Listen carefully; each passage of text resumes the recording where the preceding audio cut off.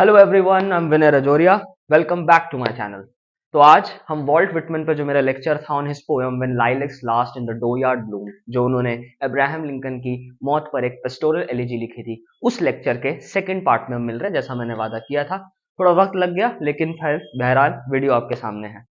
पर आगे बढ़ने से पहले मैं सजेस्ट करूंगा, अगर आपने इस वीडियो का पहला पार्ट नहीं देखा है तो प्लीज जाकर जरूर देख लीजिए। I suggest you watch that video, the link is in description.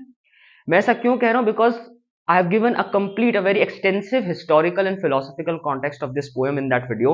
I've talked about the title of the poem as well. I've given an introduction of Walt Whitman, what kind of a poet he was, and most importantly, I've talked about two aspects. One is the philosophy of transcendentalism, which is very central in understanding, Walt Whitman generally about his poetry, because वो जो दर्शन है उनका, जो दार्शनिक पक्ष है transcendentalism का, वो बहुत जरूरी है इस कविता को समझने के लिए, इसकी खूबसूरती को निहारने के लिए। और दूसरा वो ऐतिहासिक घटना which is the American civil war and after that the assassination of president Abraham Lincoln. मैंने उसको बहुत तफसील से मैंने इस वीडियो में डिस्कस किया है, तो अगर आपने नहीं देखी तो प्लीज देख लीजिए, ताकि आप इस वीडियो का ज्यादा मजा ले सकें, आपको ज्यादा मजा आए, आपको कंटेक्स्ट बहुत अच्छे से समझ में आएगा, तो आप ज्यादा नुआंसेस समझ पाएंगे। तो अगर आप देख चुके हैं तो चलिए मेरे साथ आज सेकंड पार्ट में इस वीडियो के पोएम को समझते हैं। And yes, one last thing before moving on, that if you like my videos and listen to my lectures, then do subscribe to my channel, and yes, don't forget to press the bell icon. तो Whitman की तो बात हो गई, अब आते हैं इस पोएम के कंटेक्स्ट पर। तो ये पोएम कब छपी? तो ये पोएम 1865 में छपी।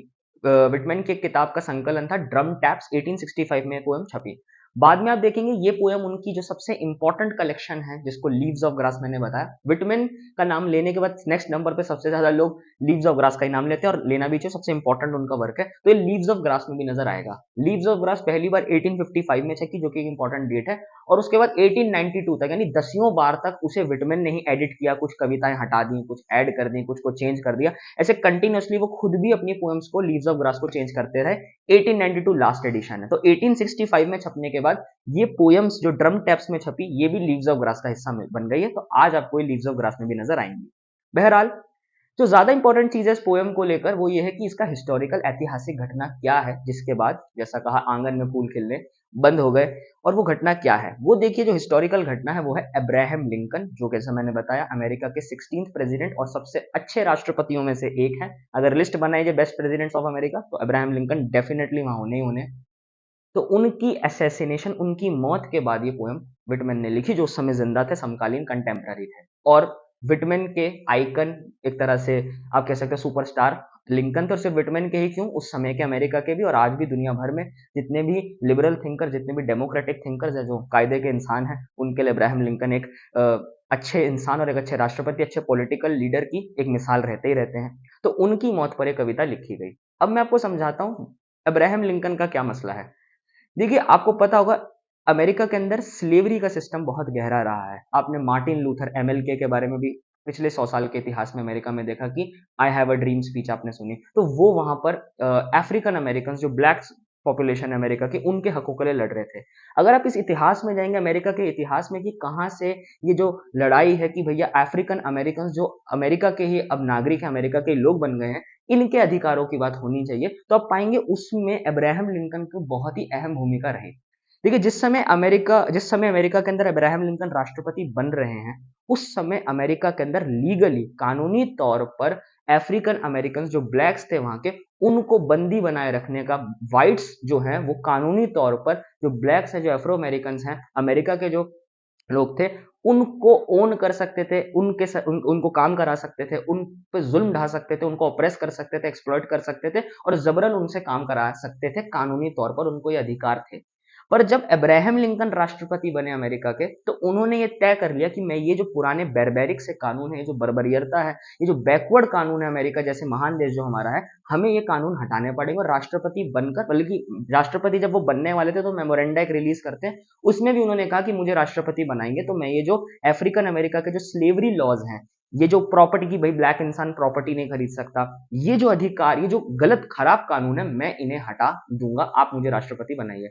उनको राष्ट्रपति बनाया भी गया, और जब वो राष्ट्रपति बने, उन्होंने वादा पूरा भी किया, उन्होंने तय कर लिया कि अब से ये स्लेवरी के कानून हम एबॉलिश, बैन कर देंगे।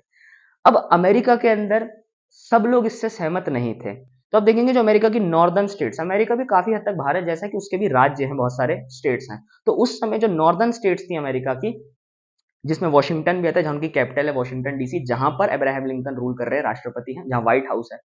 तो नॉर्दर्न स्टेट्स में उन्होंने सहमति दी कि हाँ हम सपोर्ट करते हैं, हम अब्राहम लिंकन के साथ है, हम भी ये खराब स्लेवरी जो बैकवर्ड बहुत घटिया कानून है ही उनको खारिज कर देंगे। और जो सदर्न स्टेट्स थी, जो निचला हिस्सा अमेरिका के, उनमें स्टेट्स का नाम जैसे मैं आपको बताता हूँ, जैसे फ्लोरिडा एक स्टेट है, टेक्सास एक स्टेट है, वर्जीनिया एक स्टेट है, अलाबामा, ऐसी कई स्टेट्स ने तय कर लिया कि नहीं हम इन कानूनों को हटने नहीं देंगे।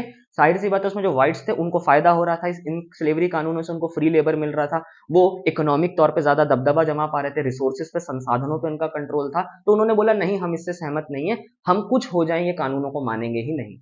अब इसी के चलते आपको दिख रहा है अमेरिका के नॉर्थ और साउथ में टेंशन बन रही है कि जो नॉर्थ की स्टेट्स हैं और जो राष्ट्रपति है, जो अमेरिका का यूनियन है, वो सपोर्ट कर रहा है कि हम कानून लागू करेंगे, इनको हटाएंगे। सदर्न स्टेट्स कह रही है नहीं हम मानेंगे ही नहीं। और आप जानते हैं, अगर आप अमेरिकन पॉलिटिक्स थोड़ी बहुत समझते हैं तो देखेंगे अमेरिका एक फेडरेशन है, यानी वहां पर स्टेट्स के पास भी ठीक ठाक ताकत होती है, कई मामलों में तो सेंटर से ज्यादा ताकत स्टेट के पास हो जाती है। जैसे वहां आप देखेंगे स्टेट्स के अपने अपने झंडे होते हैं, भारत में ऐसा नहीं है, भारत में यूनियन यानी सेंटर के पास शक्तियां ज्यादा है, स्टेट के पास शक्तियां कम होती हैं। पर अमेरिका में स्टेट्स के पास शक्तियां थी, आज भी हैं, तो स्टेट्स ने तय कर लिया तो सदर्न स्टेट्स में हम मानेंगे ही नहीं। अब बातचीत से मामला जमा नहीं, तो बात तय हुई कि भैया अब तो युद्ध ही एक तरीका बचा हुआ है, जब सारी डिप्लोमेसी खत्म हो जाती है तो फिर युद्ध ही ऑप्शन रहता है।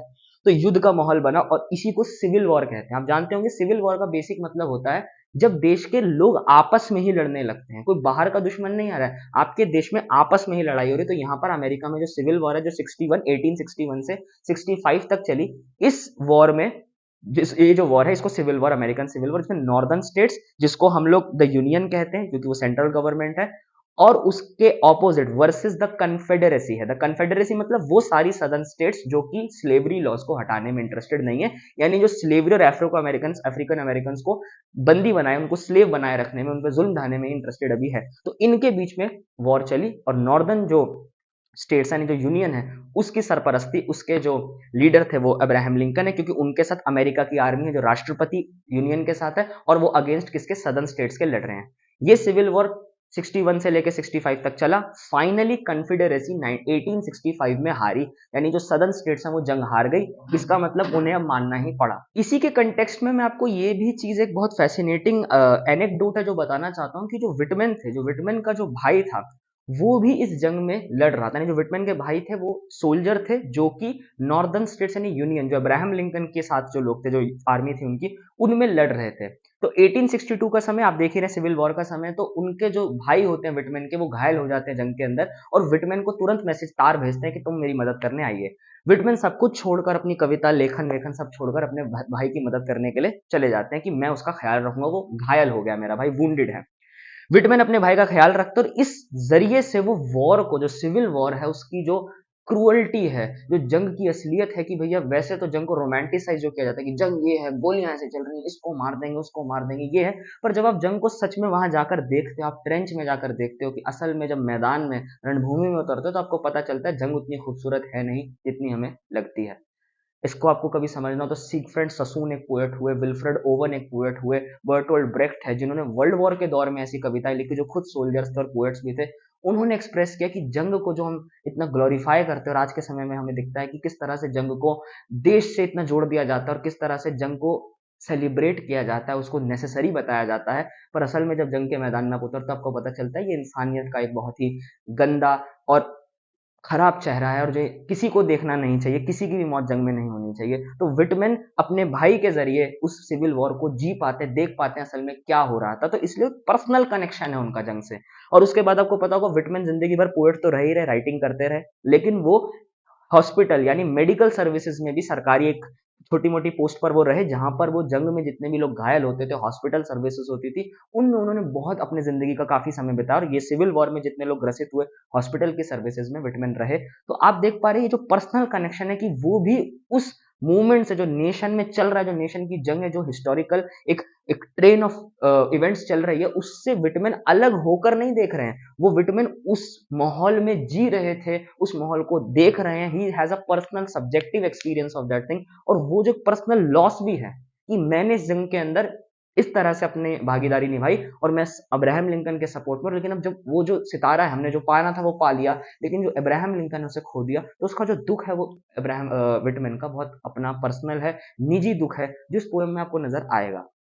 इसके बाद लास्ट बात जो मैं पोएम पे बताना चाहूंगा वो इस पोएम का फॉर्म क्या है, ये पोएम कैसे लिखी गई है। तो आप देखेंगे पोएम एक पेस्टोरल एलिजी है। क्या होता है पेस्टोरल एलिजी, आपको जानना जरूरी है, तो आप समझ पाएंगे कि आपकी इस पोएम से एक्सपेक्टेशंस क्या होनी चाहिए और क्या ये पोएम उन एक्सपेक्टेशंस पे खरी उतरती है या नहीं।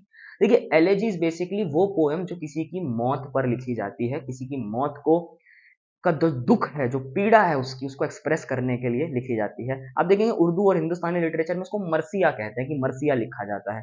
एक चीज मैं आपको बता दूं, जो मरसिया है वो असल में एक रिलीजियस आइडिया ज्यादा है, क्योंकि आप देखेंगे इस्लाम के अंदर जो करबला का युद्ध हुआ था उसमें जो इमाम हुसैन है उन पर लिखी जाती थी, उनकी उनकी मौत में जो करबला में हुई उस पर लिखी जाने वाली कविताओं को मरसिया कहते थे। पर हाँ, ये नॉन रिलीजियस भी लिखे जा सकते हैं, यानी जरूरी नहीं है कि मैं किसी धार्मिक कैरेक्टर के लिए ही वो लिखूं, लेकिन हाँ मैं अपने लव्ड वंस, अपने उन लोगों के लिए, अपने दोस्त, अपने किसी लीडर, अपने किसी ऐसे इंसान, ऐसे फिगर जिसको मैं इज्जत करता हूँ, जिसकी बहुत कदर करता हूँ, जो जिनसे बहुत मुखातिब हूँ, उनकी मौत पर भी मैं लिख सकता हूँ। तो मर्सिये लिखे जाते हैं, बिल्कुल वैसे एलेजी एक मर्सिया है जो विटमन ने अब्राहम लिंकन की मौत पर लिखी।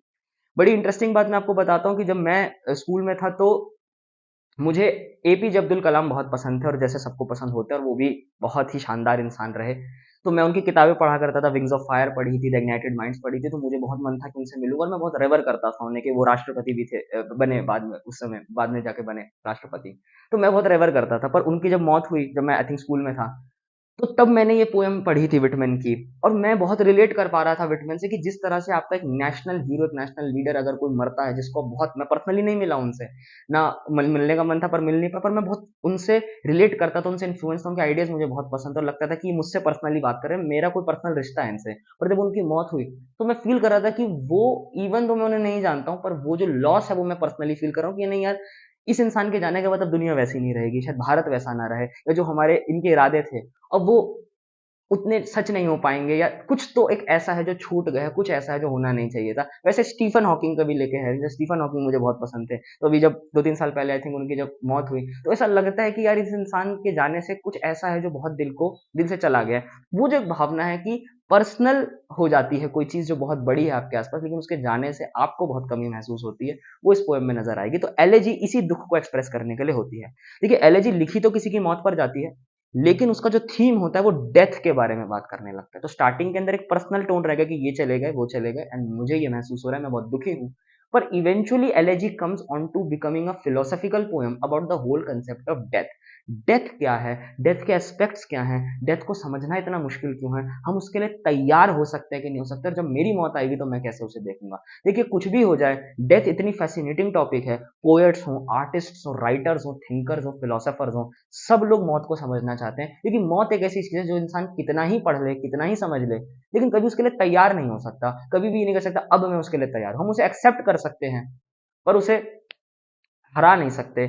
उसकी इनेविटेबिलिटी जो वो होके ही रहेगी, वो इंसान को बहुत फैसिनेट भी करती है, डराती भी है, लेकिन वही चीज उसको मूव भी करती है, उसको लिखने के लिए। लिखना एक तरीका है जिससे हम डेथ को एक्सेप्ट कर सकते हैं, पर कभी तैयार नहीं हो सकते। तो वो जो इनेविटेबिलिटी है डेथ की, जो मिस्ट्री है, और जो उसका कंट्रोल है हम पर कि हमारी life is defined by death, हम जीवन कैसे जी रहे हैं, मौत ही इकलौता सत्य है, कहते हैं कि वही इकलौती सर्टेनिटी है। तो उसको लेकर ही जो आइडियाज है, जो फिलोसफी अराउंड डेथ है, जो ह्यूमन थॉट है, एलएजी उस पर आपको ले आती है, यानी वो पर्सनल पेन से यूनिवर्सल पेन पर आ जाता है। मौत असल में क्या है, मौत से कैसे जिए इंसान। और आप देखेंगे बहुत सारे पोएट्स ने लिखा है कि मौत से पहले आदमी गम से निजात पाए क्यों, जैसे गालिब ने भी कहा है। तो ये जो चीज है कि हर पोएट अपने तरीके से मौत को एक्सप्रेस करता है, और उसके अपने अपने खूबसूरत तरीके हैं। आज हम विटमेन का पढ़ेंगे कि विटमेन मौत को कैसे एक्सप्रेस करते हैं, जो उन्हें वो फेस कर पाते हैं, बिकॉज उनके जो आइकन है अब्राहम लिंकन वो दुनिया में नहीं रहे। इसके अलावा ये एक पेस्टोरल एलिजी है, तो पेस्टोरल वर्ड जो एडजेक्टिव इस पे लगा हुआ है क्वालिफायर, उसका मतलब क्या है। देखिए पेस्टोरल वर्ड पेस्चर वर्ड से बना है। पेस्चर का मतलब होता है हरियाली, हरी भरी घासों को कहते हैं अक्सर, जो जानवरों के चराने के लिए होती है।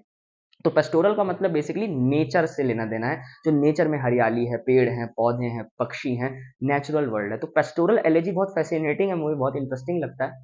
पेस्टोरल एलिजी में आप देखेंगे कि जो दुख है इंसान का, आप मौत के बारे में बात कर रहे हो, पर उसमें नेचर शामिल हो जाता है। नेचर आपके दुख को बांट रहा है, साझा कर रहा है, और नेचर भी दुखी है आपके साथ। तो इससे क्या है कि आप देखेंगे इसी को पैथेटिक फैलेसी भी कहते हैं, एक लिटरेरी डिवाइस है, जिसमें अगर जो मैं महसूस कर रहा हूँ वो मेरे साथ साथ नेचर भी महसूस करने लगता है। अब ये टर्म सुनने में बहुत टफ लगते हैं, लेकिन बहुत ही अगेन सरल सी बात है। जैसे आपने कई गानों सुने होंगे कि आज मैं भी उदास हूं और आसमान भी रो रहा है, आसमान चुप है, ये सारी जो चीजें, जो पोएट्री है, ये पैथेटिक फेलेसी कि आसमान भी मेरे दुख में रो रहा है, या बारिश को जो एक्सप्लेन किया गया कि मैं दुखी हूं, मैं रो रहा हूं, आज मेरा दिल टूटा है, आज मेरा ब्रेकअप हो गया, तो मेरे दुख में आसमान भी रो रहा है, ये कागज भी चुप है, किताबें भी खामोशी से सुन रही हैं, ए आकाश के सितारों मुझे देखो, मेरे गम पर दुख जताओ। दीज काइंड ऑफ थिंग्स कि आप दुख जता रहे हो, डेथ के बारे में बात करो, बट नेचर आपके साथ इंपॉर्टेंट बनता जा रहा है। जो नेचर है वो पार्ट प्ले कर रहा है, और नेचर के जो सिंबल्स हैं वो आपके दुख के सिंबल बनते चले जाएंगे। हिंदुस्तानी पोइट्री में इसकी कई मिसालें हैं। जैसे अगर मैं आपको एक कविता का एग्जांपल समझाऊं, जैसे कुछ लाइंस पढ़ता हूँ, पूरी पोएम तो बहुत लंबी होती है, अक्सर मर्सिये जो होते हैं एलिजी होती है। जैसे अब मैं कुछ लाइंस पढ़ता हूँ, जैसे ये फजाएं, ये दरीचे, ये फजाएं, ये ठहरी हुई हवाएं। देखिए नेचर है, ये दरीचे, ये फजाएं, ये ठहरी हुई हवाएं यूं ही नहीं नम है, नम यानी भीगी हुई है आंसुओं से। ये दरीचे, ये फजाएं, ये ठहरी हुई हवाएं यूं ही नहीं नम है, मैं बहुत रोया हूं आशना तेरे जाने के बाद। सेंस ऑफ लॉस, किसी को खोने का दुख, लेकिन वो जो दुख है उसको एक्सप्रेस आप अपने नेचर से, अपने माहौल से कर रहे हैं। एक और मिसाल देता हूँ, जैसे एक शेर है कि शाखों पर जब नए फूल आने लगेंगे, शाखों पर जब नए फूल आने लगेंगे, हमें अपने गम भी तब पुराने लगेंगे। कि जब नेचर के अंदर, नेचर रिजुविनेट करेगा, दोबारा से फूल आएंगे, नेचर बदलेगा, तो हमें भी अपना जो दुख है किसी के जाने का, जो किसी को खोने का दुख है, वो शायद पुराना लगे, शायद उसको कोप अप कर पाए, उससे निकल पाए बाहर। तो अगेन नेचर बहुत इंपॉर्टेंट है इंसान के लिए, नेचर एक भागीदार बन जाता है, और ये चीज विटामिन में आपको मिलेगी। आप देखेंगे एलएजी को मैं एक तरीके से और समझाता हूँ, एक एग्जांपल है मेरे पास। जैसे आप देखेंगे जब भारत के अंदर कुछ कुछ सेम सिचुएशन है, जैसे जो लिंकन की सिचुएशन है अमेरिका में, कि लिंकन एक बहुत इंपॉर्टेंट नेशनल लीडर उन्होंने खोए, वैसे भारत ने जब गांधी जी को खोया, असैसिनेशन हुई गांधी जी की, तो उनके बाद गांधी जी के भी दुख में, क्योंकि गांधी जी का भी जो ऑ है भारत में, जो उनका रिलेशन है लोगों से, जो जुड़ाव है, वो जबरदस्त था। तो गांधी जी की मौत के बाद उनकी श्रद्धांजलि में बहुत लोगों ने कविताएं लिखी, बहुत एलेजीज मर्सिये लिखे गए। उनमें से एक मैं आपको पढ़ा सुनाता हूँ, क्योंकि आप समझ पाएंगे कि मूड कैसा है। तो फिरोज जालंधरी एक पोएट हुए, उन्होंने गांधी पर कुछ कविताएं, कुछ लाइन्स लिखी, तो मैं पढ़ता हूँ। तो उन्होंने कहा, गांधी जी की मौत पर जो दुख जताते हुए उन्होंने कहा कि हिंद की दीवार था हर गम की आंधी के लिए, हिंद की दीवार था हर गम की आंधी के लिए, हिंदवासी उम्र भर रोएंगे गांधी के लिए। और अब कोई दर से सदा किबलाए दिल देखा नहीं, अब कोई दर से सदा किबलाए दिल देखा नहीं, हिंद के नेता तो हैं, नेताओं का नेता नहीं। तो ये जो सेंस है, गांधी जी को मिस करते हुए, उनकी डेथ को एनालाइज, रिफ्लेक्ट करते हुए ये लिखी गई जो कविता फिरोजा, ये भी एक एलेजी है, एक उदासी में, किसी को खोने के दुख में लिखी हुई। तो विटमैन भी यही चीज पेस्टोरल एलेजी में करेंगे, पेस्टोरल में, लेकिन उनके पोएम में नेचर बहुत इंपॉर्टेंट रहेगा। जैसा मैंने बताया, ट्रांसेंडेंटलिज्म का आइडिया जो आएगा कि नेचर किस तरह से इंसान को ले जाता है, वो मौत पर बात करेंगे, और एट द एंड एक रेजोल्यूशन आएगा जो एलेजीज में होता है कि हाँ, फाइनली मौत को कैसे डील किया जाए। इसके अलावा एलएजी के फॉर्म के अंदर एक ये होता है कि जिसकी मौत पर आप लिख रहे हैं उसका नाम कभी लिखा नहीं जाता, आप जनरली बात करते हैं, आप स्पेसिफिकली नाम उनको specify. I think it is more with doing with how you universalise your pain, कि ये सिर्फ मेरा निजी दुख नहीं है, ये सबका दुख है। इसके अलावा एक फिलॉसफी है, डेथ को लेकर फिलॉसफी। और अगर आप एलिजीज को समझना चाहते हैं तो आपने, अगर आप इंग्लिश लिटरेचर के स्टूडेंट्स हैं तो आप जरूर पढ़िए। आप मिल्टन की लिसिडस, एक बहुत मशहूर पोएम है जो उन्होंने अपने दोस्त, जो कैम्ब्रिज का दोस्त था, एडवर्ड किंग की मौत पर एक लिसिडस एलिजी लिखी, पेस्टोरल एलिजी है। वैसे इन मेमोरियम, विक्टोरियन टाइम में इन मेमोरियम टेनिसन की एक कविता है, बहुत उन्होंने अपने फ्रेंड अर्थर आर्च एच हैलम की जो मृत्यु हुई उस पर लिखी गई कविता है। तो पेस्टोरल एलिजी का एक बहुत बड़ा इतिहास है, एक बहुत बड़ा ट्रेडिशन है। आपको मैं एक कंटेम्प्रेरी एग्जांपल देता हूँ, आपने जगजीत सिंह का गाना है, मेरा तो बहुत फेवरेट गाना है, वो है चिट्ठी न कोई संदेश, जाने वो कौन सा देश जहां वो चले गए। ये भी एक एलेजी है, किसी की मौत पर लिखी हुई। आप देखेंगे अक्सर किसी की जब मौत के बाद कीर्तन होता है या उसको याद किया जाता है तो ये गाना गाया जाता है। ये भी अगेन एलेजी है, किसी की याद में लिखी गई कविता है, किसी की मौत को रिफ्लेक्ट समझते हुए। पर वो सिर्फ उसकी मौत नहीं होती, वो मौत इज जनरली, एक जनरली कंसेप्ट बन जाता है जिसके ऊपर इंसान को सोचने लगता है, और पोएट अपने आइडियाज रिफ्लेक्ट करेगा, what death means and how should we deal with it, which we will be doing in this poem when lilacs last in the dooryard bloomed by Walt Whitman. तो चलिए poem शुरू करते हैं, poem पर आ गए finally. तो मैं poem पढ़ता हूँ, इसके 16 पार्ट्स हैं, 16 पार्ट्स में है। पहला पार्ट स्टार्ट करते हैं, When Lilacs Last in the Dooryard Bloomed by Walt Whitman. When lilacs last in the dooryard bloomed, and the great star early drooped in the western sky in the night, I mourned, and yet shall mourn with ever returning spring. Simple है। When lilacs last in the dooryard bloomed, जब आखिरी बार आंगन में लाइलेक्स खिले थे। And the great star, अब great star यहाँ पर बेसिकली वीनस प्लेनेट को कहा गया है, क्योंकि वीनस सबसे ज्यादा चमकने वाला सितारा है जो भारत अर्थ से नजर आता है। और आप बोलेंगे स्टार है पर वो तो प्लेनेट था, हाँ वो है प्लेनेट ही, लेकिन जब प्लैनेट्स हमारे एटमॉस्फेयर में नजर आते हैं तो वो स्टार की तरह चमकते हुए नजर, उतने ही पॉइंट साइज ब्लिंकिंग नजर चमकते हुए नजर आते हैं। तो इंपॉर्टेंट बात है, जो यहाँ पर स्टार है, जो वीनस की बात हो रही है, वो असल में सिंबल है किसका, हमारे अब्राहम लिंकन का। तो इस पोएम में जब भी स्टार की बात होगी या डिस्क की बात होगी या एक ऑर्ब वर्ड आएगा भी आगे, तो अब देखना वो अब्राहम लिंकन का ही मेटाफर है। तो कहते हैं when lilacs last in the dooryard bloomed and the great star early drooped in the western sky in the night. Western sky का मतलब वेस्ट के, क्योंकि देखिए अमेरिका जो पश्चिम है, पश्चिम के आसमान में हमारा चमकता हुआ सितारा डूब गया। ड्रूप्ड का मतलब है डूब गया। वैसे ड्रूप पौधों के लिए यूज होता है कि जब पौधे मुरझा जाते हैं, गिर जाते हैं, ढल जाते हैं, तो यहाँ ढलने के सेंस में है। And the great star which is Venus again Abraham Lincoln early drooped in the western sky in the night, जल्दी ही ढल गया क्योंकि वो उम्र से पहले मर गए। असैसिनेशन का देख रहे हैं जिक्र है कि वो उम्र लेकर, ऐसा नहीं कि भैया 90-100 साल में मरे हैं कि भैया अच्छी खासी जीवन बिता लिया। अर्ली, जल्दी ढल गए हैं, यानी वक्त से पहले मर गए हैं। Early drooped in western sky in the night I mourned, mourned मतलब होता है दुख जताना, रोना, मतलब किसी की मौत का जो दुख है वो मोर्निंग है, रो रहा है, बिलख रहा है बंदा।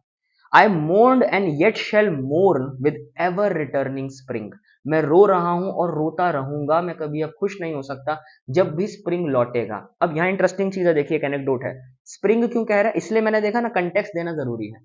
वो कह रहा है एवर रिटर्निंग स्प्रिंग, स्प्रिंग का मतलब वसंत का मौसम। अब आप देखेंगे जो अब्राहम लिंकन ने मैंने बताया था वो 1865 में मरे, अप्रैल के महीने में मरे। अब अप्रैल पूरी दुनिया के अंदर आप देखेंगे जो एरिया है वहां पर स्प्रिंग का, वसंत का मौसम, भारत में भी होता है, अमेरिका में भी होता है। तो यही वो कह रहे हैं कि अब जब भी वसंत लौटेगा यानी अप्रैल का महीना लौटेगा तो मैं कभी खुश नहीं रहूंगा, मैं रोता रहूंगा, क्योंकि हर बार जब भी अप्रैल लौटेगा अब हर साल मुझे याद आएगा कि इन्हीं दिनों में अब्राहम लिंकन की मौत हुई थी और वही चीज मुझे बार बार दुख देती रहेगी। तो कह रहे आई मोर्न, मैं रोया हूं अभी और रोता रहूंगा। And yet shall mourn with ever returning spring, जब भी स्प्रिंग लौटेगा मैं रोता रहूंगा। बेसिकली करेंगे मैं अब कभी खुश नहीं हो सकता। तो जो पहला स्टैंजा है वो उसको कहते हैं एक्सपोजिशन है, वो एक तरह का प्रस्ताव रखना है कि देखिए ये हुआ है, मेरा दुख ये है, मैं ये बताना चाहता हूं। तो सबसे पहले आप देखेंगे एलिजीज जो होती हैं वो ऐसे स्टार्ट होती है कि सीधा बताते हैं, see this is what is paining me, ये दुख है मुझे। तो वही बोल रहे हैं I mourn and yet shall mourn with ever returning spring. अब इसी स्टैंजा में वो कहते हैं ever returning spring trinity sure to me you bring lilac blooming perennial and drooping star in the west and thought of him I love. Ever returning spring, same बात वही आगे, दोबारा से स्प्रिंग लौटेगा। Trinity sure to me you bring, अब trinity क्या होता है, देखिए ट्रिनिटी का मतलब बेसिकली तीन चीजों के ग्रुप को ट्रिनिटी कहते हैं। क्रिश्चियनिटी में ट्रिनिटी का कंसेप्ट है, गॉड, गॉड है, होली स्पिरिट है, और जो जीसस हैं, तो ये तीन चीजें मिलकर ट्रिनिटी बनती है। पर यहाँ ट्रिनिटी का मतलब असल में विटमेन के हिसाब से वो क्या तीन चीजें, एक तो है लाइलेक्स, की लाइलेक्स के पौधे आते रहेंगे। दूसरा है जो वेस्टर्न स्टार है जो किसका सिंबल है, अब्राहम लिंकन का है। और तीसरा है उसकी जो मेमोरी है अब्राहम लिंकन को लेकर वो लौटेगी, वो लौटती रहेगी। तो ये तीन चीजों के ग्रुप को, लाइलेक्स, जो स्टार है, और जो तीसरा जो मेमोरी है, वो तीन चीजें आती रहेंगी। तो कह रहे हैं जब भी ये स्प्रिंग आएगा तो ये अपने साथ ये तीन चीजें मुझे याद दिलाता रहेगा। Trinity sure to me you bring, lilac blooming perennial, वो गिनवा रहे हैं क्या वो तीन चीजें हैं। लाइलैक ब्लूमिंग पेरेनियल, पेरेनियल का मतलब जो हर समय रहे, जैसे पेरेनियल रिवर्स आपने सुनी होंगी, जो हर समय रहे, गंगा एक पेरेनियल रिवर है, ऐसा नहीं कि बारिश के साथ है, आएंगी, हमेशा रहने वाला, इटरनल। लाइलैक ब्लूमिंग पेरेनियल, ये लाइलेक्स रहेगा हमेशा। Drooping star in the west, जो अगेन वो वेस्ट में तारा ढल गया, नहीं अब्राहम लिंकन की मौत। And thought of him I love, और उसका ख्याल, उसकी मेमोरी जिसे मैं प्यार करता हूं, और यहाँ वो प्यार करने वाले जो लव है वो विटमैन का अब्राहम लिंकन को लेकर है। तो ये हो गया हमारा पहला पार्ट। अब मैं सेकंड पार्ट पर आता हूं फटाफट से। जो सेकंड पार्ट है वो राइजिंग एक्शन है, यानी पहले पार्ट में मैं समझ में आ गया ये घटनाएं हुई हैं, ये दुख का कारण है। अब वो अपने दुख की इंटेंसिटी बढ़ाएंगे। पोएट्री में देखिए कंटेंट बहुत ज्यादा नहीं होता, कंटेंट कम होता है, पर उसकी इंटेंसिटी वेरी करती है। हर स्टैंजा में इंटेंसिटी बढ़ेगी घटेगी, जैसे नोट्स होते हैं, हाई नोट, लो नोट। वैसे आप देखेंगे सेकंड स्टैंजा में जो विटमैन है वो जो दुख है उसको, जो एक्सप्रेशन है, जो पीड़ा है उनकी, उसकी वो इंटेंसिटी बढ़ा देंगे, उसको एक हाई पिच देंगे, एक एलिवेटेड कर देंगे, दुख को केंद्र में लाएंगे कि इतना दुख हो रहा है मुझे, अब ये सुनो। तो कहते हैं, देखिए पहली लाइन से आपको दिखेगा आवाज हाई हो जाएगी, ओ वर्ड इसलिए यूज किया उन्होंने। O powerful western fallen star, again Abraham Lincoln western fallen, ये सिंबलिज्म बार बार रीअफर्म करे जा रहे हैं क्योंकि वो चाहते हैं कि आप दिमाग में बिठा लीजिए, वही है। O powerful western fallen star, O shades of night, O moody tearful night. Powerful western fallen star, O shades of night, यानी ये रात जो है जो हो गई है, यानी उस सितारे के ढलने से जो अमेरिका पे रात छा गई, जो रात की घटाएं छा गई। रात अगेन दुख का सिंबल है यहाँ पर, आमतौर पर भी होता है। ओ शेड्स ऑफ नाइट, यानी ये रात जो छा गई, क्या क्या रंग दिखा रही है, किन किन फॉर्म्स में नजर आ रही है, कितने दुख के अलग अलग पहलू हैं। तो शेड्स यहाँ पर उस सेंस में, पहलुओं के सेंस में। O shades of night, O moody tearful night, moody tearful, tearful यानी रात भी रो रही है। अगेन पैथेटिक फैलेसी, मैंने आपको कहा था अपने जज्बात अपने तक नहीं, नेचर में, अपने एनवायरनमेंट में नजर आएंगे। ओ मूडी टीयरफुल नाइट, जो रात है वो मनचली सी है, वो परेशान कर रही है मुझे, कभी खुश कभी दुख, कभी ये कभी वो। मूडी है, स्टेगनेंट, रुकी हुई नहीं है, एक तरह का इमोशन, खुशी रहने नहीं दे रही, बार बार हमें परेशान कर रही है। O shades of night, O moody tearful night, O great star disappeared. अब ग्रेट स्टार अगेन महान सितारा अब्राहम लिंकन, डिसअपियर, गायब हो गया, हमारे यहाँ से चले गए हैं। O the black murk that hides the star, murk का मतलब होता है जो धुंध सी, तो कह रहे हो काली धुंध जिसने सितारे को छुपा लिया है। अब जो यहाँ काली धुंध है वो अगेन मौत का मेटाफर है, कि जो मौत की काली छटाएं हैं उन्होंने सितारे को छुपा दिया है, इसको गायब कर दिया, उसे ले गई हैं, अब वो नजर आने वाली नहीं है। O the black murk that hides the star, O cruel hands that hold me powerless, O helpless soul of me, O harsh surrounding cloud that will not free my soul. अब इसका मतलब, O cruel hands that hold me powerless, cruel hands का मतलब है किस्मत से, कि किस्मत की जो बेड़ियां हैं, जो किस्मत ने ये दिन दिखाया है मुझे कि अब्राहम लिंकन की मौत हो गई है, कि जो क्रूअल हैंड्स, जो वक्त के, फेट के, टाइम के, ये जो क्रूअल यानी बहुत खराब हैं, बहुत एक्सप्लोइटेटिव हैं, बहुत ज्यादा मतलब कमजर्फ हैं हाथ उसके, इसने मुझे बांधा हुआ है, मैं कुछ कर नहीं सकता हूं, I am helpless. O cruel hands that hold me powerless, O helpless soul of me, यानी अब मौत की यही देखिए, मैंने आपको बोला था वो इनएविटेबिलिटी, अब हो गई है तो उसको आप अनडू नहीं कर सकते, अब मौत को बदल नहीं सकते, मरे हुए इंसान को अब जिंदा चाहे कुछ कर ले नहीं कर सकते, जो चला गया सो चला गया, कहते हैं ना death is a one way road, return नहीं है वहां से कोई। वही वो कह रहे हैं, ओ क्रूअल हैंड, यानी ये किस्मत कैसी है, वक्त कैसा है कि वो चला गया और अब मैं उसके लाने के लिए, उसको वापस लाने के लिए, इस दुख के लिए कुछ कर भी नहीं सकता। तो एक हेल्पलेसनेस है, एक सेंस ऑफ ना, एक वो है ना उम्मीदी है, होपलेसनेस है कि मैं कुछ नहीं कर सकता हूँ। O cruel hands that hold me powerless, O helpless soul of, मेरी आत्मा कितनी हेल्पलेस, आज कितनी ना उम्मीद है, कुछ नहीं कर सकती, हेल्पलेस है मेरी आत्मा। ओ हार्श सराउंडिंग क्लाउड, ये जो क्लाउड है, क्लाउड का मतलब देखिए, वैसे क्लाउड बड़ा सॉफ्ट, चुभने ना वाला, सॉफ्ट सी चीज को, कंफर्टेबल चीज को कहते हैं, पर वो कह रहा है ओ हार्श सराउंडिंग क्लाउड, ये जो मुझे घेरे हुए हैं मेरे विचार, ये जो दुख ने मुझे घेरा हुआ है, सराउंडिंग क्लाउड यहाँ दुख का घेरा है। और हार्श मतलब देखिए, हार्श का मतलब है जो आपको नुकसान पहुंचाए, जो चुभता हो, जो कि कटीला हो, जिसमें नेटल्स जैसा हो, जो चुभता हो और जो दुख पहुंचाए, तो कह रहे हो harsh surrounding cloud that will not free my soul, ये दुख का जो घेरा है ये मुझे कभी आजाद नहीं होने देगा, मेरी आत्मा को हमेशा बांधे रखेगा, क्योंकि मेरी आत्मा पर ये बोझ की तरह रखा हुआ है, मैं इससे आजाद नहीं हो सकता, ये है मेरा दुख जो मैं महसूस कर रहा हूं। तो सेकंड स्टैंजा भी, हमारा सेकंड पार्ट भी यहाँ हो गया। अब आते हैं तीसरे पार्ट पर। अब तीसरे पार्ट में अब देखिएगा, पोएट्री एक नया रुख बदल रही है, एक नया मूड है पोएम में। अभी तक दुख का एक्सपोजिशन है, फर्स्ट और टू के अंदर, पहले में बताया ये मेरा दुख है, सेकंड में उसकी इंटेंसिटी बढ़ा दी ताकि उसका असर हमारे दिलो जहन पर बना रहे कि हाँ भाई बंदा सैड है बहुत ज्यादा। तीसरा स्टैंजा से आप देखोगे पोएम थोड़ा जेंटल टोन में जाएगी, अब थोड़ा फैलाएंगे वो अपना माहौल, समझाएंगे, एक्सप्लेन करेंगे, डिस्क्रिप्टिव है कि क्या क्या हो रहा है मेरे दुख में, और यहीं पर वो पेस्टोरल जो है एलेजी का फॉर्म है वो नजर आएगा कि नेचर में क्या हो रहा है, मैं अपने दुख को अब अपने तक नहीं, मैं फैला दूंगा। अब यहीं से इन द डोर यार्ड, आप देखेंगे पहली बात से ही नेचर आ जाएगा। In the dooryard fronting an old farm house, एक ओल्ड फार्म हाउस जिसमें विटमैन रहते थे, उसके सामने एक डोर यार्ड है, यानी एक मैदान है, एक बगीचा है। In the dooryard fronting an old farmhouse near the whitewashed palings, palings का मतलब होता है फेंस, वो ऐसे लकड़ की लगी होती है ना मैदानों में कि भैया जानवर वानवर ना आ सके और आपकी भेड़ बकरियां भी अंदर ही रहें। In the dooryard fronting an old farmhouse near the whitewashed palings stands the lilac bush tall growing with heart shaped leaves of rich green, यानी मेरे घर के बाहर एक आंगन है, जो गार्डन है, उसके अंदर व्हाइट कलर की फेंस है। Second stands the lilac bush tall growing with, lilac का जो पौधे का जो पौधा लगा उसमें लाइलैक के फूल खिल रहे हैं। The stands the lilac bush tall growing with heart shaped leaves, मैंने बताया था लाइलैक का जो फूल होता है उसकी दिल जैसी पत्तियां होती हैं, लाइलैक का फूल मेरे आंगन में यानी खिल रहा है और उसकी रिच ग्रीन पत्तियां हैं, हार्ट शेप्ड पत्तियां हैं। With many appointed blossoms rising delicate, और उस पर ब्लॉसम्स यानी फूल खिल रहे हैं, नाजुक से फूल खिले हुए हैं। With the perfume strong I love, जिसकी खुशबू, परफ्यूम यानी फ्रेग्रेंस, उसकी जो महक है जिसे जो मुझे बहुत पसंद है। ये बहुत आगे इंपॉर्टेंट होने वाला है। लाइलैक एक बहुत इंपॉर्टेंट मेटाफर है इस पूरी पोएम में। लाइलैक हो गया, सितारा हो गया, और उसके बाद अभी हम एक थ्रश, एक बर्ड है वो आने वाली है, वो भी इंपॉर्टेंट। तो नेचर के कुछ कुछ चीजें हैं जो बहुत जरूरी है आपको समझना। With every leaf a miracle, इसी स्टैंजा में आगे पढ़ रहा हूँ। With the perfume strong I love, with every leaf a miracle and from this bush in the dooryard. With every leaf a miracle and from this bush in the dooryard का मतलब हो गया इसकी हर पत्ती एक अजूबा है, यानी इतना खूबसूरत पौधा है। And from this bush in the dooryard, इस झाड़ी में से ये फूल खिल रहे हैं जो बहुत ही खूबसूरत है। सो हाँ, with every leaf a miracle and from this bush in the dooryard, यानी इस डोरयार्ड, यानी जो ये मेरा बरामदा है, जो आंगन है, इसमें ये जो बुश, जो झाड़ी है लाइलैक के पौधे की, इस पर ये फूल उग रहे हैं, पत्तियां, इसका हर एक पत्ती एक मिरेकल, एक अजूबा है।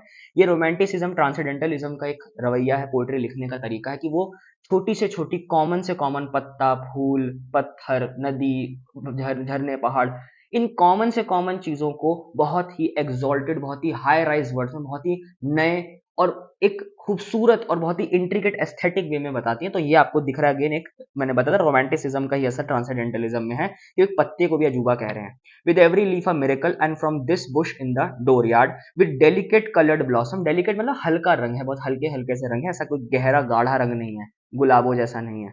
With delicate coloured blossoms and heart shaped leaves of rich green, again दिल जैसी उसकी पत्तियां हैं जो हरे रंग की हैं, लेकिन फूल उस पर बड़े नाजुक रंग के हैं। A sprig with its flower I break, ये इंपॉर्टेंट लाइन है, last line. A sprig, sprig का मतलब छोटी सी टहनी मैंने पौधे की, यानी जो फूल है उसकी एक टहनी मैंने तोड़ ली है, बेसिकली कुछ फूल मैंने उठा लिए हैं इसी झाड़ी से, लाइलैक के पौधे मैंने ले लिए हैं। A sprig with its flower I break, एक मैंने टहनी तोड़ी है जिस पर फूल के साथ मैंने टहनी तोड़ ली है। अब ये क्यों तोड़ रहे हैं टहनी, आपको मैंने बताया था, लाइलैक्स के जो पौधे हैं, जो फूल है, सॉरी, जो फ्लावर हैं, वो किसी की मौत पर, मैयत पर, कॉफिन पर चढ़ाए जाते हैं। और जो विटमैन है वो ये टहनी, लाइलैक का पौधा क्यों तोड़ रहे हैं, फूल क्यों तोड़ रहे हैं, क्योंकि वो यही अब्राहम लिंकन का जो दुख है, जो उनकी कब्र है, जो कॉफिन है, उस पर चढ़ाएंगे। तो वो अपने गार्डन का एक फूल जो उनको बहुत ही करीब है, जो बहुत ही अजीज है, जो बहुत उन्होंने मेहनत से, और उनको बहुत पर्सनल है, वो अपनी कोई एक पर्सनल चीज जाकर अब्राहम लिंकन को पर्सनली जाकर चढ़ाएंगे। अब यहाँ ये छोटी सी घटना आपको लग सकती है यार ठीक है यार, फूल ही तो चढ़ा रहा है, बाकी लोग भी चढ़ाते हैं, पर ऐसा नहीं है। यहाँ पर कहने का मतलब है कि वो अपने पर्सनल एक चीज जो बहुत उनको निजी है, जो उनके बहुत करीब है, वो हिस्सा जाकर अपना अब्राहम लिंकन को समर्पित कर कर आ रहे हैं, अपने गार्डन के फूल लेकर जा रहे हैं। जैसे आप देखेंगे कई लोग जब रिश्तेदार आपके घर आते हैं, कहीं गांव से अगर आए, तो वो अगर बाजार से आपके घर के यहीं की मिठाई ले आएंगे तो आपको इतना एक्साइटिंग नहीं लगता।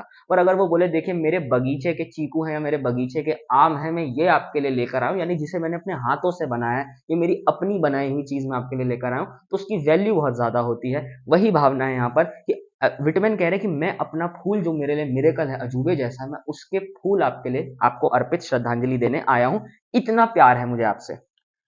चौथा, फोर्थ स्टैंजा पर आते हैं। In the swamp in secluded recesses, अब यहाँ पर एक नया नेचर का सिंबल, जो कि एक थ्रश बर्ड होता है, अमेरिका में पाया जाता है, गाने वाला बर्ड है। जैसे भारत में मैना होती है, कोयल होती है, वैसे वहां थ्रश है जो गाता है। ये भी एक मेटाफर बन जाएगा, अभी हम देखेंगे। तो चौथे स्टैंजा में नया नेचर का एक एंगल आ रहा है, अगेन नेचर रोल प्ले कर रहा है हमारे दुख में। In the swamp in secluded recesses, a shy and hidden bird is wobbling a song. Swamp का मतलब होता है दलदल, पानी वाली जगह जहाँ मिट्टी भी हो, पानी भी हो। In the swamp in secluded, secluded मतलब जहाँ भीड़ भाड़ नहीं होती, थोड़ी अकेली सी, शांत सी, क्वेंट सी जगह है, डेजोलेट सी जगह है। In the swamp in secluded recesses, recesses मतलब कोने, छोटे मोटे जो थोड़े बहुत कोने हैं जंगलों के, जंगल के अंदर अगर आप जाते हैं तो वहाँ के जो कोने हैं, जो शांत से हैं, जहाँ गीला है, पानी है, देख रहे कितनी आइडियल इमेज बनाई जा रही है। वही बात है प्लेटोज थ्योरी ऑफ फॉर्म्स, कि नेचर अपने आप में परफेक्ट है। In the swamp in secluded recesses, a shy and hidden bird is warbling a song, जंगल के किसी दलदली इलाके में जहाँ शांति है, अकेलापन है, वहीं पर एक टहनी पे बैठकर एक पक्षी, शाय यानी शर्मीला सा, छुपकर एक पक्षी गाना, वॉर्बलिंग मतलब जो पक्षियों की गले वाली गटरल साउंड होती है उसको वॉर्बलिंग कहते हैं। अ सॉन्ग विद, गाना गा रहा है, गाने वाला पक्षी है, सॉन्ग बर्ड है। आगे सॉलिटरी द थ्रश, अब थ्रश भी अकेला है, सॉलिटरी अगेन अकेला है। आपने वर्ड्सवर्थ की पोएम द सॉलिटरी रीपर पढ़ी होगी। अकेलेपन की बहुत वैल्यू है ट्रांसेंडेंटलिज्म में भी और रोमांटिक, कि अकेलेपन में हम अध्यात्म को पा, भीड़ में कुछ नहीं मिलने वाला, भीड़ में आपको परम तत्व ट्रांसेंड नहीं है, अकेलेपन में, इंटरनल रिफ्लेक्शन में, इंट्रोस्पेक्शन में ट्रांसेंडेंस है, मुक्ति वही है। Solitary the thrush, thrush bird का नाम है। The hermit withdrawn to himself avoiding the settlements, अब देखिए हर्मिट किसे कहते हैं, हर्मिट कहते हैं उन लोगों को, भारत में तो हम जानते ही हैं, साधु टाइप लोगों को हर्मिट कहते हैं, खासतौर पे वो जो घर बार अपनी घर गृहस्थी छोड़कर जंगल में चले जाते हैं। वनप्रस्थ एक आपने सुना होगा स्टेज ऑफ लाइफ है हिंदू फिलोसफी में, कि आप अपना घर बार छोड़कर मटीरियल दुनिया, अगेन देख रहे हैं सेम फिलोसफी आ गई ट्रांसेंडेंटलिज्म की, कि मटीरियल दुनिया, घर बार, घर गृहस्थी, ये जो सब जीवन की दिनचर्या का सामान है, ये सब छोड़कर आप जंगल में वनप्रस्थ करिए। वहीं पर मुक्ति, वहीं ज्ञान है, वहीं पर परम सत्य है जो आपको पता चलेगा। जैसे गौतम बुद्ध को भी हर्मिट कहा जाता है, क्योंकि उन्होंने भी अपना सारा ताजो तख्त, अपनी सारी किंगडम और कोटली सुविधाएं सब छोड़कर वो चले गए थे परम तत्व की तलाश में। हमको पता ही, फिर निर्वाण मिला उनको। तो वही बात है द हर्मिट। अब यहाँ जो हर्मिट है, आप समझ गए, हर्मिट उसी को कहते हैं जो दुनियादारी छोड़कर चला जाए ज्ञान की तलाश में, अकेला है। तो अगेन यहाँ जो हर्मिट है, बेसिकली वो थ्रश को हर्मिट कह रहा है, क्योंकि थ्रश भी अकेला है, गा रहा है अपना गाना, अपनी तलाश में है, कुछ तो वो बोल रहा है जंगल के एकांत में, उसने कुछ जाना है। बिल्कुल वैसे हर्मिट भी अपने एकांत में रहते हैं। The hermit withdrawn to himself, withdrawn to himself मतलब अपने में सिमटा हुआ, अपने मन में झांक रहा है वो। The hermit withdrawn into himself avoiding the settlements, again same idea. Settlements का मतलब जीवन जहां है, जहां लोग घर गृहस्थी की चीजें, जहां टेंशन है, जहां प्रॉब्लम्स है, एवरीडे के डिसीजंस है, ये करना है, खाना लाना है, जिंदगी चलानी है, रोटी कपड़ा मकान की मारामारी है, इन सब से दूर जाओगे तो ट्रांसेंडेंस है। सेम आइडिया रिपीट यहाँ हो रहा है। Avoiding the settlements sings bye himself a song, वो इन सब सेटलमेंट्स यानी दुनियादारी से दूर जंगल में गाना गा रहा है। वो किसी तार पर बैठकर या किसी गैलरी में बैठकर या किसी रोड पर बैठकर नहीं, शहर में या किसी ढाबे पर बैठा है, ऐसा नहीं है। वो नेचर में है, शांत आइडियल स्पेस है, वहां वो अपना गाना गा रहा है। Sing by himself a song, song of the bleeding throat. अब ये यहाँ पर देख रहे फिर से दुख आ गया है कि जो थ्रश है उसकी इमेज एस्टेब्लिश हो गई, अकेला है, गाना गा रहा है, हर्मिट है, ठीक है। अब लेकिन जो वो गाना गा रहा है वो बहुत ही उदासी का गाना है, तो कह रहे हैं song of the bleeding throat, कटे हुए गले का गाना। अब यहाँ कटे हुए गले का मतलब ब्लीडिंग थ्रोट मतलब जिसमें खून निकल रहा है, दुख है, जैसे उसके गले पर चोट लग गई, वो दुख का गाना, सैड मोर्नफुल, मौत का गाना गा रहा है। ये वो बताना चाह रहे, song of the bleeding throat, it sounds as if his sound is coming from a bleeding a wounded throat, उदासी है। Death's outlet song of life, ये मेरी बहुत मुझे फेवरेट लाइन है, बहुत अच्छी लगती है ये। वो कहते हैं deaths outlet song of life, इस गाने के थ्रू वो मौत को एक्सप्रेस कर रहा है, कि मौत का एक्सप्रेशन आर्ट में हो सकता है। आपका दुख है जो वो मौत है, वो अपने आप को इसके गाने में एक्सप्रेस कर रही है। Death's outlet song of life, जो लाइफ जीवन का भी जो गाना है उसके लिए मौत outlet, death's outlet song of life. For well dear brother I know if thou was not granted to sing thou wouldst surely die. तो एक बार मैं फिर पढ़ता हूं, song of the bleeding throat, death's outlet song of life. For well, dear brother, I know, if thou was not granted to sing, thou wouldst surely die। ये बहुत प्यारा हिस्सा है इस पोएम का। वो कहते हैं, वो थ्रश को ही कह रहा है, वो जो ब्रदर है वो थ्रश है उसका, कि song of the bleeding throat, तुम्हारा जो गाना है वो दुख का गाना है। Death's outlet song of life, ये जो जीवन का तुम गाना गा रहे हो, ये मौत को तुम एक्सप्रेस कर रहे हो। तुम कि जो ब्लीडिंग थ्रोट है, ब्लीडिंग मतलब खून निकल निकल के वो भी मर ही जाएगा, तुम अपनी मौत को इस जीवन के गाने से एक्सप्रेस कर। तो जीवन और मौत असल में हमें लगता है दूसरे के ऑपोजिट है, एंटीथेटिकल कंसेप्ट है, पर ऐसा नहीं है।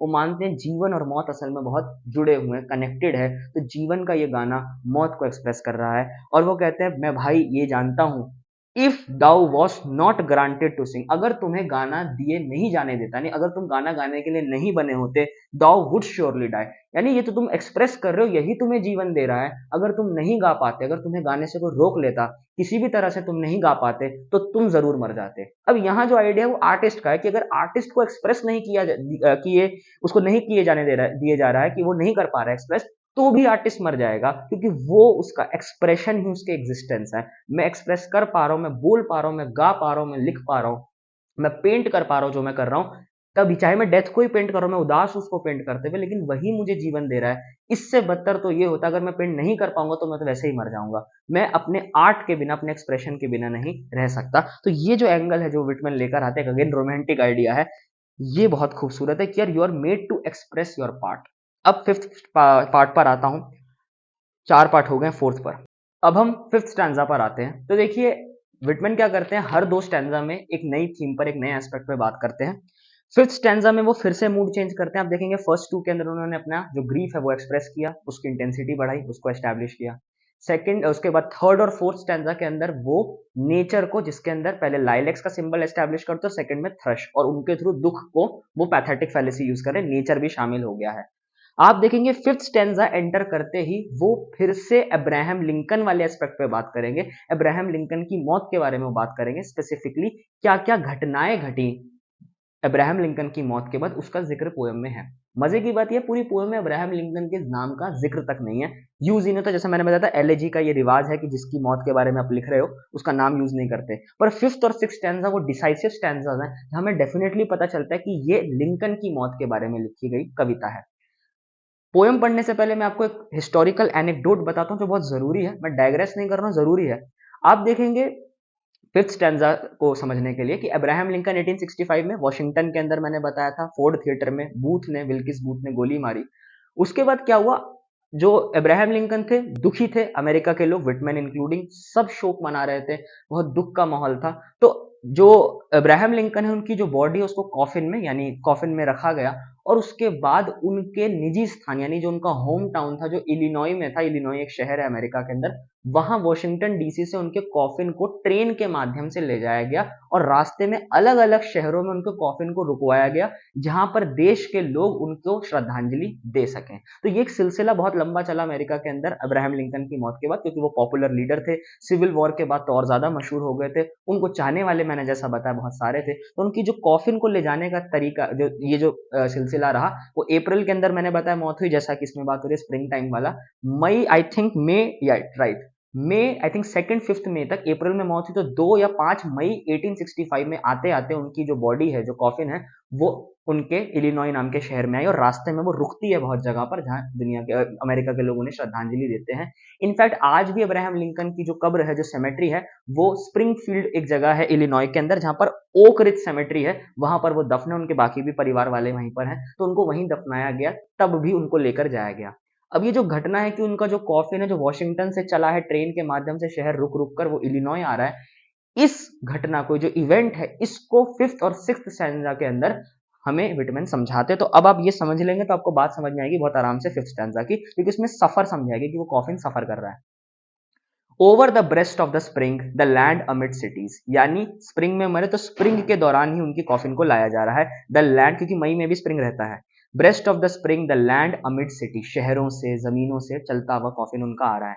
Amid lanes and through old woods, गलियों से, पुराने जंगलों से, where lately the violets peeped from the wood, यानी उन जंगलों से गुजर रहा है, तो कह रहे हैं कि जैसे उन जंगलों के अंदर जो वायलेट्स, जो फूल है, वो भी झांक झांक कर देख रहे हैं कि ये किसका कॉफिन है। Spotting the grey debris, grey debris का मतलब यहाँ पर हो गया, डिब्री मतलब सीमेंट, जो है जो ट्रेन का रास्ता है, जो ट्रेन का रास्ता बना रखा है, उसको भी झांक झांक कर फूल देख रहे हैं, क्योंकि उसी ट्रेन से वो कॉफिन जा रहा है उनका। Amid lanes and through old woods where lately the violets peeped from the ground spotting the grey debris. Amid the grass in the fields each side of the lanes, सड़कों के side में जो घास उग रही है उनसे गुजर कर जा रही है। पासिंग द एंडलेस ग्रास, वो जो ग्रास के मैदान, घास का पेस्चर है, उससे गुजरता हुआ कॉफिन जा रहा है। तो देखिए हाई राइज है कि वो कोई आम इंसान नहीं है, is a great human being जिसकी कॉफिन को ले जाया जा रहा है, इतना जो संभाल कर, सोच समझ के, कि पूरी दुनिया देख रही है कि ऐसा क्या हो गया, दुनिया पे मातम छा रहा है।